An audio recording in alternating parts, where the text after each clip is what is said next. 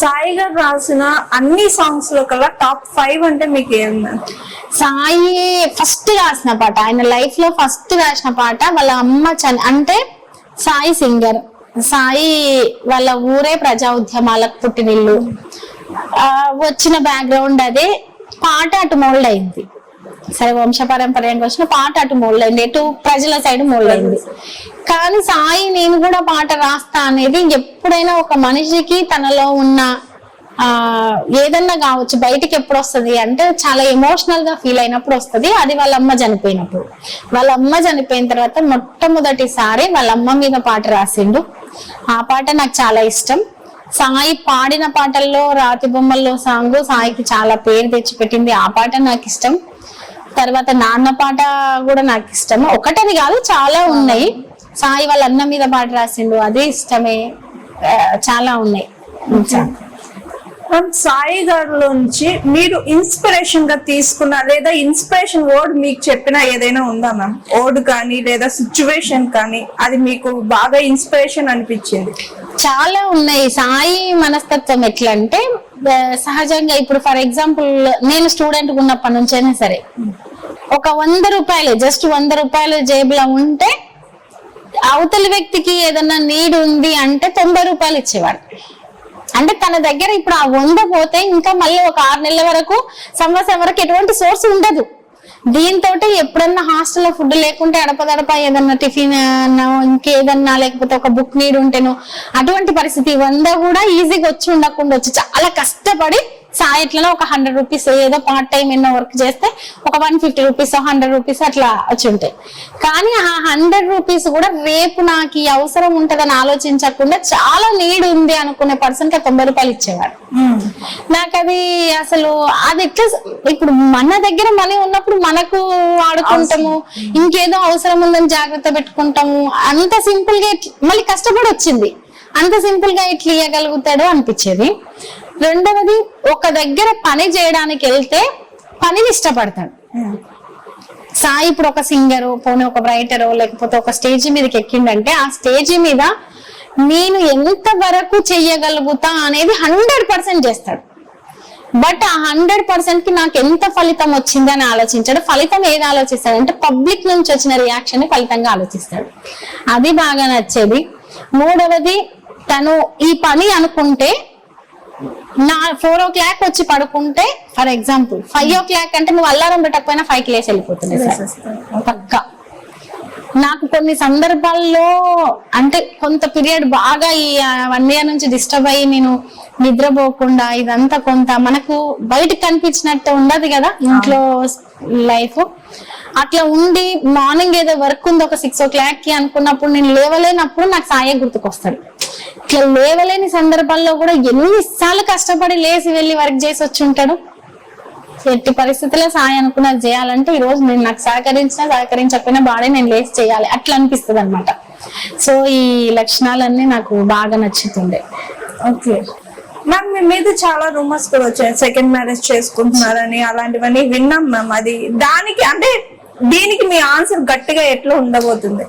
నాకు అర్థమే కాలేదు. నాకు ఏమనిపించిందంటే ఇప్పుడు ఒక ఉమెన్ ఒక ఇన్సిడెంట్ జరగంగానే ఒక మనం బాధ అనేది మీరు నమ్మిన నమ్మకపోయినా అంటే నమ్మడం నమ్మకపోవడంతో సంబంధం లేదు. ఇప్పుడు నేనున్నా నా ఇంట్లో తిన్నామని ఫుడ్ పెట్టుకుంటే నాకు బాధ అవుతుంది. ఫర్ ఎగ్జాంపుల్ బయటికి వెళ్తుంటే పక్కనే సాయి చెప్పులు చూస్తే నాకు బాధ అవుతుంది. అన్ని అంటే ఒక మేమిద్దరం ఎట్లున్నామంటే సాయి కుటుంబం లేదు. అప్పుడు నేను పరిచయం అయినప్పుడు నేను ఇంకా సాయి ప్రపంచం అన్నట్టున్నా. సాయి అది చేసిందంటే అది కరెక్ట్, అవునా? సాయి రోడ్డు మీద ధర్నా చేసిందంటే అతనికి ఏదో రీజన్ ఉంటేనే ధర్నా చేస్తాడు.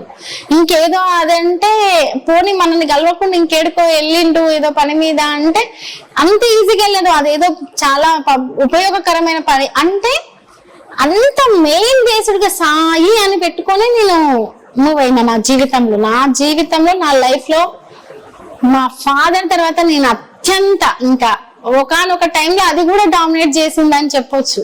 సాయి ఏది చేసినా నేను కష్టపడి ఒక్కొక్కటి చిన్నగా స్టెప్ బై స్టెప్ సాయి బయట ప్రపంచమే. ఇంటి ప్రపంచంతో ఇంటి ఎన్విరాన్మెంట్ సాయికి సంబంధం లేదు, అది నేను క్రియేట్ చేసుకున్నాను నా టేస్ట్కి అనుగుణంగా. అదేం ఒక్కసారి వచ్చింది కాదు, స్టెప్ బై స్టెప్ ప్రతి దాంట్లో ఇష్టంగా చేసుకున్నా అంటే దానికి సాయే కారణం. కామన్ గా ఒక ఉమెన్ ఎంత బాధపడుతుంది, ఏంది, ఎంత బాండింగ్ ఉంది వాళ్ళ, ఇంకా అదంతా ఆలోచించదు సొసైటీ. ఉమెన్ బయటికి వచ్చింది అని అంటే ఇక ఆమె బట్టల్ని కామెంట్ చేద్దామా, ఎంత మంచిగానే ఉంటాను, నువ్వు చెయ్యి, ఎప్పుడు చెయ్యి, నీకు లోటుపాట్లు కనబడితే చెయ్యి, నీకేమన్నా ఆ రకంగా మనిషి ప్రవర్తన అనిపిస్తే చెయ్యి, తప్పు పట్టాను నేను. ఇంకేమన్నా అగ్లీగా డ్రెస్ వేసుకుంటుందో నువ్వు చెయ్యి, చెప్పు, చెయ్యి. కానీ నువ్వు ఎంత పద్ధతిగా ఉండు, ఎంత బాధ్యతగా ఉండు, ఎంత బాండింగ్ ఉంది, అవన్నీ వాళ్ళకి తెలీదు.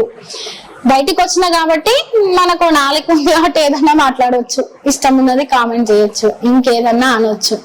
నా దగ్గర 2 ప్రతిరూపాలు ఉన్నారు సాయికి, 2 సాయిలు ఉన్నారు. నేను సాయి నాకు నేను సాయికి నాకు ఒక 18 years లో సాయి ఫ్రెండ్. అప్పుడు సాయికి ఎవరూ లేరు, అమ్మ చనిపోయింది, కట్టుబట్టలతో బయటకు వచ్చిండు. నువ్వు ఆర్ఫనా అని అడిగిన నేను ఒకసారి సాయిని, ఎందుకంటే సాయిని చూడడానికి ఎవరు రాకుంటుంది, ఎప్పుడు హాస్టల్లోనే ఉంటుండే. ఏంది నువ్వు ఎప్పుడు మీ ఊరుకోవా, ఎవరు లేరా నీకు, సహజంగా అప్పుడు మాకు పెద్ద అది లేదు కదా, కాబట్టి కామన్ ఫ్రెండ్ ఎట్లా అంటాం, ఏదో ఒకటి అడుగుతాం కదా ఈజీగా, మనకి కష్టాలు బాధలు అవన్నీ అప్పుడు తెలియదు. అట్లా అడిగిన అంటే ఒక 8 ఏళ్ల పాటు సాయి కోసం వచ్చిన ఒక మనిషిని చూడలేదు నేను. సాయి ఏదన్నా అంటే నేను ఫ్రెండ్ గా ఏదన్నా క్లోజ్ గా నాతో షేర్ చేసుకోవడం. మా ఇద్దరు బాండింగ్ తెలియని వాళ్ళు, ఈమె బయటకు వచ్చింది ఇంత ధైర్యంగా ఉందంటే ఏదన్నా మాట్లాడుకుంటుండొచ్చు, నా ధైర్యమే సాయి. నాకు అన్ని, నా బలం సాయే, నా బలహీనత సాయే. నేను ఈరోజు మాట్లాడుతున్నంటే దానికి కారణం సాయే. నేను ఈరోజు బతికున్నంటే ఒక 2 సాయి చంద్రులు నా దగ్గర ఉన్నారు. పోనీ సాయి అనుకున్న ప్రతిదీ స్టెప్ బై స్టెప్, ఈ రోజు నా హస్బెండ్ ఇంత కష్టపడ్డాడు అంటే దాని వెనుక కొంత ఓపిక, ఆ కష్టాన్ని, మనకి ఇష్టమైన వాళ్ళు కష్టపడుతుంటే చూసే పెయిన్ ఉంటది కదా, ఆ పెయిన్ అంతా నాకు ఉంది కాబట్టి ఖచ్చితంగా కనీసం అదನ್ನು నిలబెట్టాలి అనేది ఉంది. జీవితంలో సాయిని, నన్ను ఎంతమంది ఏ రకాలుగా విమర్శించినా వేరు చెయ్యరు. అది అట్లా మాట్లాడితే వాళ్ళ ఒక సంతోషం అంటారు చూడు, వాళ్ళకు ఒక సంతోషం, ఇంకా అంతే, ఎవరినో పైశాచిక ఆనందం అంతే. సహజంగా సొసైటీలో ఏంటంటే మెన్కి జరుగుతుంటది, ఒకరు ఇట్లా కాగానే ఎవరో ఒకరు తోడును వెతుక్కోవడం. తోడు అంటే నా పిల్లలు నాకు తోడు, ఇంకొక 3-4 ఏళ్ళు అయితే నా కొడుకే నాకు పెద్ద అది. సాయి ఏ రకంగా ఎవరైనా నన్ను విమర్శిస్తే ఏ రకంగా రియాక్ట్ అవుతాడో, రేపట్ల రియాక్ట్ అయ్యే నా కొడుకు నేను తయారు చేస్తా. కాబట్టి సాయి నాతోటే ఉంటాడు, నాలోనే ఉంటాడు. ఎవరైనా అట్లా అనుకుంటే అది వాళ్ళ మూర్ఖత్వం. Hi, this is Swathi. Like చేయండి, షేర్ చేయండి, కమెంట్ చేయండి అండ్ సబ్స్క్రైబ్ చేయండి GRTV. Hi, this is Monica. Please like, share and subscribe GRTV.